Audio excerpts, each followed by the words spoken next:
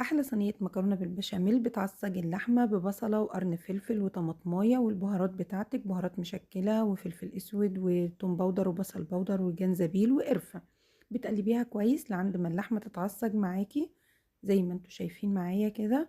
وببتدي اكون سلقت المكرونه، بعمل هنا البشاميل، بحط معلقتين زبده كبار عليهم معلقتين دقيق، بقلبهم كويس وبعدين بحط عليهم كله لبن ما عدا كوبايه واحده بس شوربه وواحدة ماجي، بقلبهم كويس مع بعض. بقلب هنا المكرونة بشوية بشاميل وبحط نصها في الصينية، بغرقها شوية بالبشاميل، بنزل عليها باللحمة المفرومة في النص، وبقية المكرونة بغرقها برضو بالبشاميل تاني كتير كده عشان تبقى كلها متشربة من الطعم.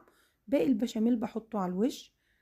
عندي هنا بيضة بضربها بشوية فلفل اسود وبحطها بدخلها الفرن على درجة حرارة متوسطة على الرف اللي في النص، وزي ما انتوا شايفين معايا